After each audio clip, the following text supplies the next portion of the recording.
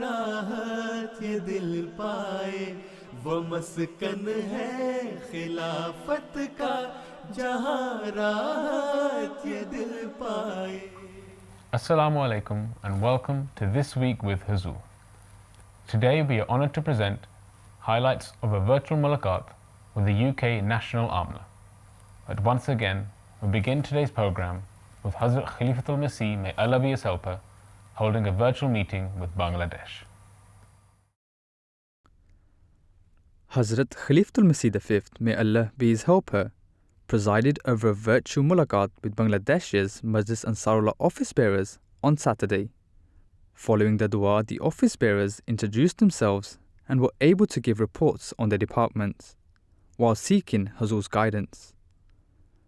Towards the end of the hour-long meeting, beloved Hazur, may Allah be his helper, answered a series of questions, beginning with one on how we can improve ourselves and develop our personal good deeds. اللہ تعالیٰ نے جو ہمیں طریقہ بتایا ہے کہ تمہارا جو انسان کی پیدائش کا مقصد ہے وہ عبادت ہے.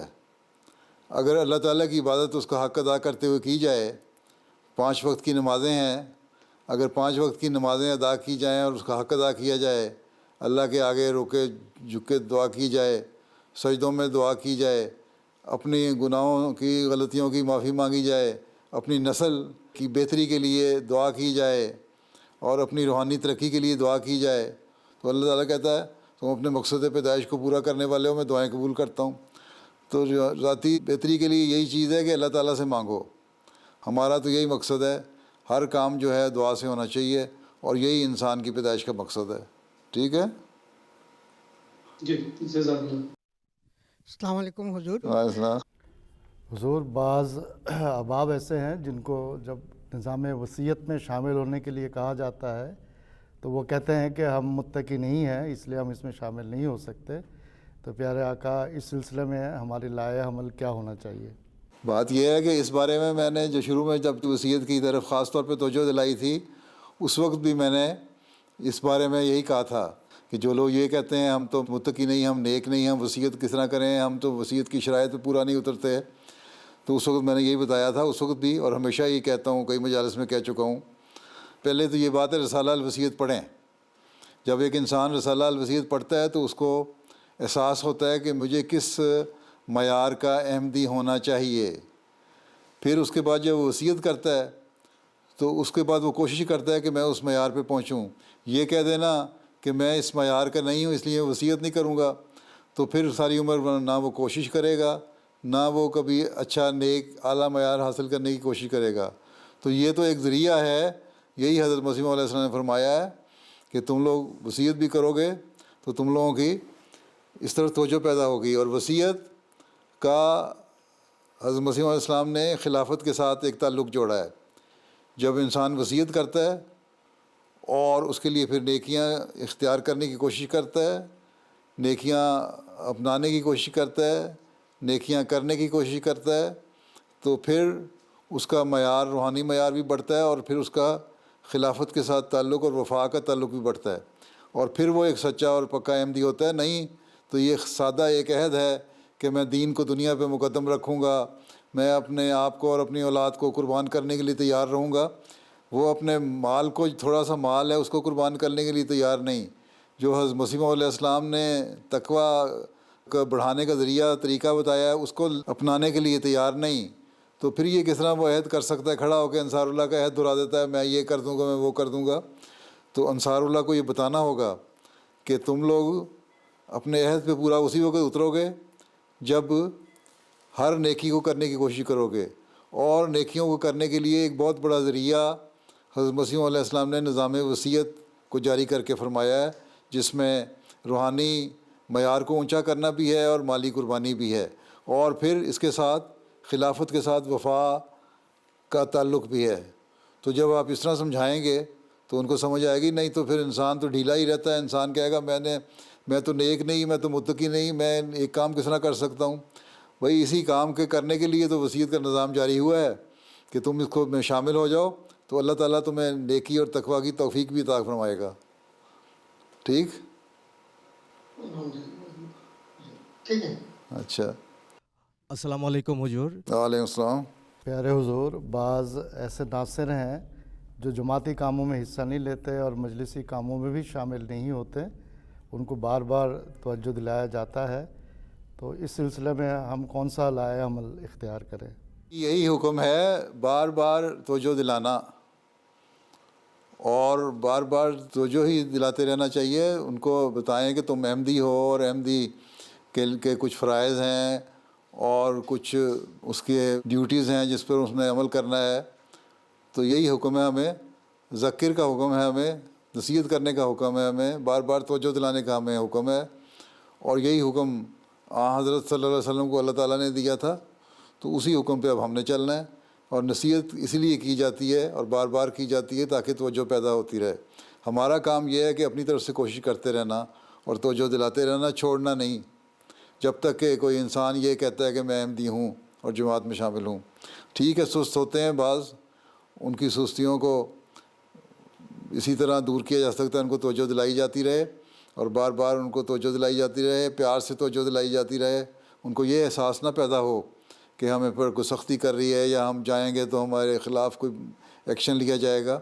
अगर प्यार से मोहब्बत से समझाते रहें, चाहे वो अंसार भी हो गए हों, तो वो आपके प्रोग्रामों में हिस्सा लेंगे। और दूसरे ये कि यही अंसार हैं, इनके औरतें भी हैं, इनके बच्चे भी हैं। अगर शोबा तरबियत फ़ाल होगा, शोबा तरबियत का काम है कि इनको तवज्जो दिलाए, इनकी तरबियत करे ताकि वो अपने बच्चों की भी तरबियत कर सकें।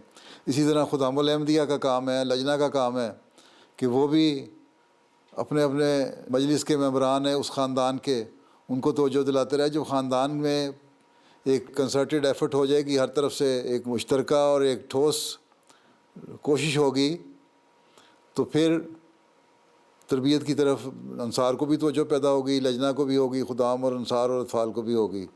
तो ये तो ऐसे लोग जो बिल्कुल ही नहीं आते, फिर उस फैमिली के साथ के तरबियत के लिए अंसार, खुदाम, लजना और जमाती निज़ाम सबको मिल के तवज्जो करनी चाहिए और उनको तवज्जो दिलानी चाहिए। लेकिन यही है कि नसीहत करते जाओ और हर तबके का अहमदी है और जिस मजलिस का वो मेंबर है, उस मजलिस के ज़रिए से भी उनको तवज्जो दिलाती है। उस ख़ानदान में हो सकता है बच्चा जो है वो बाप की तरबियत का बायस बन जाए, बीवी जो है वो ख़ावंद की तरबियत का बायस बन जाए, और फिर इस तरह अंसारुल्लाह में भी आपको तरबियत के जो इश्यूज़ हैं वो इतने नहीं उठेंगे। और फिर ख़ुद अंसार को तवज्जो दिलाएँ कि अगर तुम तवज्जो नहीं दोगे तो तुम्हारे बच्चे और तुम्हारी बीवी भी फिर जमात से दूर हट जाएंगे और इसका तुम्हें नुकसान होगा और उसके तुम ज़िम्मेदार होगे और उसके खुदा ताला के सामने तुम जवाबदेह होगे। तो प्यार से, हिकमत से समझाते रहें। अल्फाज ये कहें जो मैंने कहे हैं वो भी अगर कहें तो लेकिन प्यार से कहें, तो उम्मीद है इंशाअल्लाह ताला आहिस्ता आहिस्ता असर पड़ेगा। बाकी सारे बराबर नहीं होते, कुछ ज़्यादा वक्त लेते हैं, कुछ कम वक्त लेते हैं, लेकिन हमारा काम यह है कि जो हमें नसीहत का हुक्म है कुरान करीम का, उसके ऊपर अमल करते चले जाना। ठीक, जज़ाकुमुल्लाह हुजूर। Huzur, you are aware that we are running a virtual program Ijlas Answer yes, from last September, and by the grace of Allah, it is increasing the number. Members are very much interested, and we already have 17 episodes, and now it has crossed more than 800, 830, 820 average participants we have, and in some cases the Lajna and their family are also taking part in this program. so in this number 800 and something Lajna members and their children are also included, or only Ansars are? No, sir, included, all included, total. But isme almost 80% are Ansar and 20% is their family members. No, but nowadays because of sitting in their houses, more Ansars should participate in your virtual program. The problem is that in village area they don't have the smartphone, and also the internet connection is a problem. There is no internet facility. Otherwise we could have. What is the percentage of your Ansars who are living in rural area? It's around 60-40. 60% are living in rural area. Rural area, And 40% are living in big cities and towns. 30 to 40%. So 30 to 40% of Ansars have the access to internet. No, Huzur, in village also. Even there are some village, very interesting, there are some remote village, they also have the connection. अच्छा माशाल्लाह. It depending on the tower, that the network tower जो है ना वो mobile phone का, it depends on that. How close that tower is from their area? Yes. That depends on that. So if there are some poor signal, so they don't get, but where the signal is better, they get the connection. अच्छा माशाल्लाह. And also, Ansar are not used to with the smartphones, difficult, so they take help from their son, daughter. Sometimes the ladies are more smart. अच्छा, yes. Then you should also start a smartphone training program for Ansar. Yes, sir. Inshallah, we'll arrange. Sir. Yes. अच्छा. Okay then. Now time is over. Allah Hafiz Nasir. Assalamu alaikum warahmatullahi wabarakatuh. Wa alaikum assalam wa rahmatullahi wa barakatuh. The following day, a second virtual mulaqat took place, this time with the UK National Amla. Following dua, the first part of the meeting consisted of office bearers introducing themselves and receiving guidance from beloved Hazoor. Assalamu alaikum wa rahmatullahi wa barakatuh. Beloved Hazoor, Jonathan Butterworth, serving as Additional Secretary Tarbiyat and Waqf Jadid for No Mubayin. MashaAllah. Acha. So, how many Nomains you are dealing with nowadays? At present, Hazoor, we have 237 No Mubayin since 2018. Acha. 237 Nomain during last 3 years. Yes, Hazoor. This is since 2018. So, any special program you have given to these Nomains during these COVID days? Yes, Hazoor. So we recently held the No Mubayin Ijtima, which Amir Sahib attended, and Imam Sahib also gave an address. Also, Secretary Tarbiyat, Hazoor Yaktas, attended as well. How many of them are participating in these programs? For this one, Hazoor, we had a total number of logins of 100 people, 100 users logged in. No, but how many programs have you held online during this period? In addition, Hazoor, we are holding weekly Holy Quran classes with Hafiz Fazli Rabi Sahib to teach the No Mubayin the Holy Quran.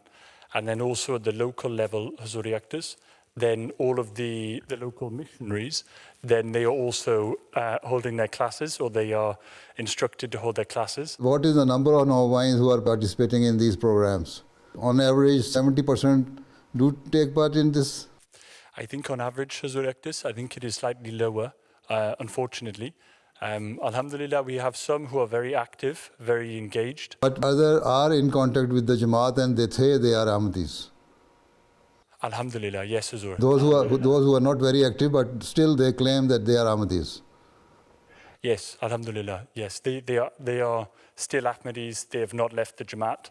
Hafiz Fazla Rabi, Secretary Talimul Quran, Waqf Arzi. Secretary Talimul Quran, Waqf Arzi. Acha, Hafiz Sahib, have you received application from all the members of the Amla? They are ready to go for Waqf Arzi? Not yet, Hazoor. I will remind them. So, first you should concentrate more on the Amla members of all the central organizations, Khudam, Ansar, Lajna, and Jamaat as well. And then the regional and local Amla members, and then other people. Right? Ji, theek. If they participate in this Waqf Arzi scheme, then others will follow them. The second part of the mulaqat consisted of presentations. अच्छा ना वो मीर साहब क्या कहते हैं? हुजूर हमारे पास हुजूर 3-4 presentations हैं. एक तो बैतुल फतूह की जैसे आपने पिछली दफ़ा कहा था. Okay. प्रेजेंटेशन है, फिर वक्फे 9. Secretary Jadad is going to present that? जी सेक्रेटरी जदाद जी बिल्कुल जी. अच्छा आ जाओ फिर. The redeveloped section of the Baitul Futuh Mosque now features a new solar panel array along the rooftop to help generate electricity using environmental methods. 48 kilowatts of solar panels, Huzoor. The exterior facade is mostly complete, with the stonework now in place. New window lattice structures are being installed along the north face of the rebuild. The colonnade runs the entire width of the structure to create a covered walkway around the complex.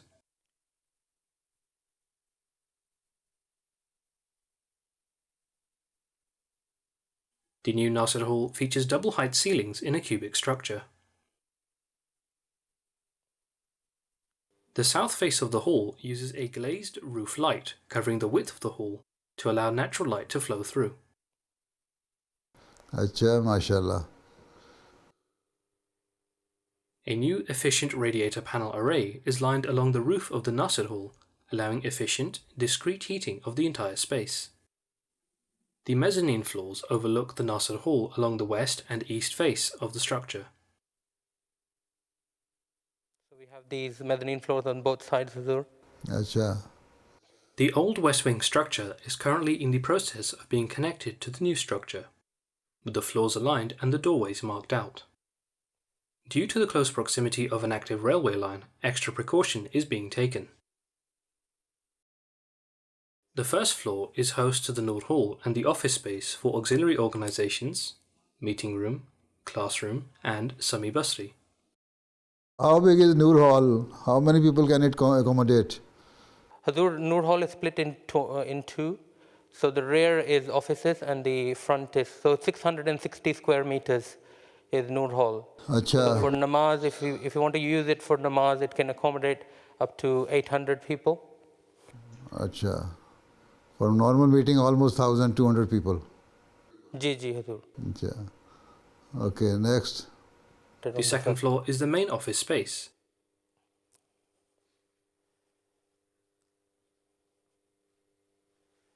With lifts installed and in position, the main walls of the new offices are taking shape. All the UK Jamaat offices are on the second floor.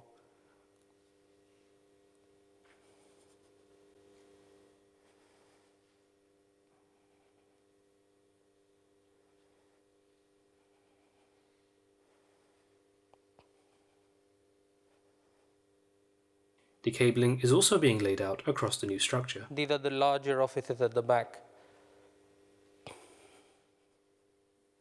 Family accommodation is laid out across the third floor, with internal walls and insulation put in place, and boards for the walls being installed.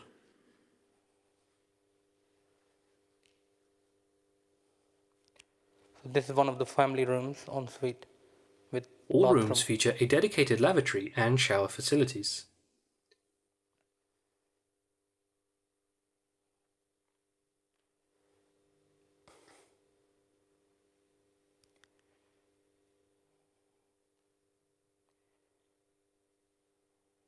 A common area with double-height ceilings overlooking the south-face windows is in the center of the third floor.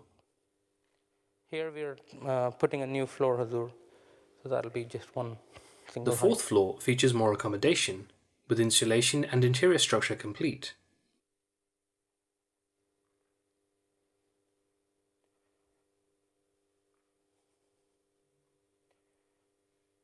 One of the dormitories.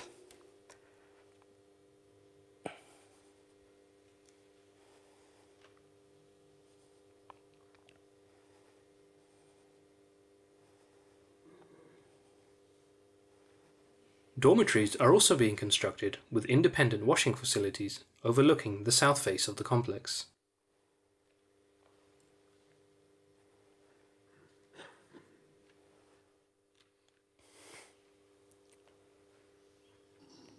So fourth floor is the topmost floor, Hazur. This is the rear overlooking the mosque. अच्छा. Jazakallah. Jazakallah.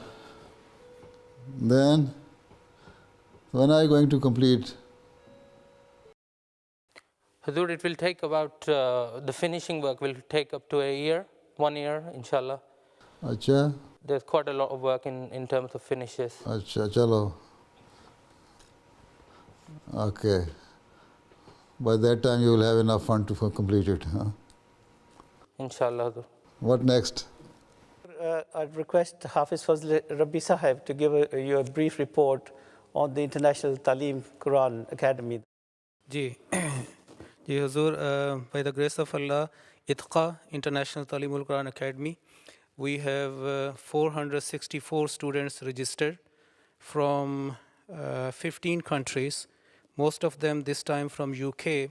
So Huzur, 43 classes have been made and 130 students are being taught 4 hours per week, and from Khudam, Lajna and Ansar and missionaries. So total teachers are 145. So outside UK, we have received registration for teachers 11 countries, and the courses we offer: Tarjumatul Quran, Nazara Quran, and this time, and total 347 have been registered from UK, and also outside UK, Malaysia, Australia, and Canada. So altogether is 464. Acha, mashallah, Tarjumatul Quran by Mir Ishaq Sahib is also coming in Manzoor font very soon. That will be excellent, inshallah. Inshallah, and the print and everything is very unique this time. Try to give Tarjuma Quran to each and every student who can read Urdu, so they can learn Tarjuma as well, right? In a better way. Okay.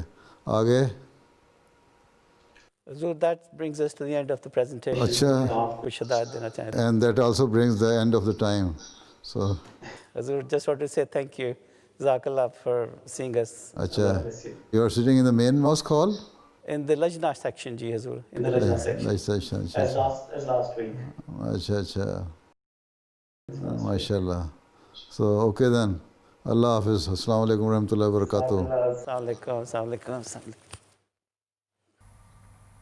Those were highlights of 2 virtual meetings that took place last weekend. We now end with our final segment, a clip from this week's Friday sermon. Hazrat Amir al-Mu'mineen, may Allah be his helper, spoke on the life of Hazrat Usman Razila Ta'ala Anhu during the first part of the Friday sermon. He narrated a number of incidents from his biography, including how Hazrat Usman Razila Ta'ala Anhu came to accept Islam. آپ کے قبول اسلام کے بارے میں بیان کیا جاتا ہے جو یزید بن رومان روایت کرتے ہیں کہ ایک دفعہ حضرت عثمان بن عفان اور حضرت طلحہ بن عبید اللہ دونوں حضرت زبیر بن عوام کے پیچھے پیچھے نکلے اور رسول اللہ صلی اللہ علیہ وسلم کی خدمت میں حاضر ہوئے.